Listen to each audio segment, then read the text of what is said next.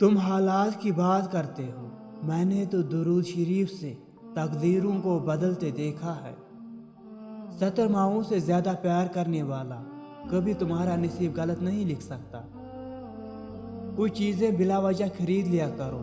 ये वो लोग हैं जो भीख नहीं मांगते। रिज़्क़ की खातिर लिबास गंदा करना ज़मीर गंदा करने से बेहतर है।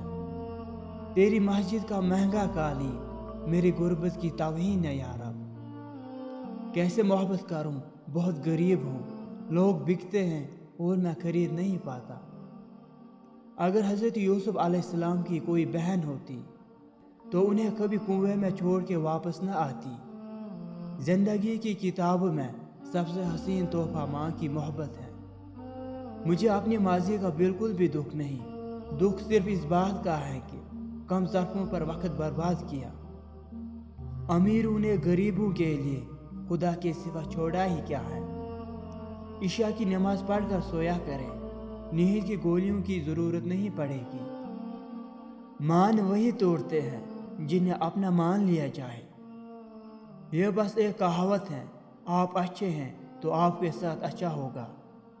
टूटे हुए लोग जब किसी से जुड़ जाते हैं तो बहुत मुखलिस होते हैं। जो लोग कहते हैं कि नेकी का ज़माना ही नहीं रहा, वो दरअसल इंसानों से नेकी का सिला चाहते हैं। जो अल्लाह की रज़ा के लिए नेकी करता है, उनके लिए हर ज़माना नेकी का ज़माना होता है।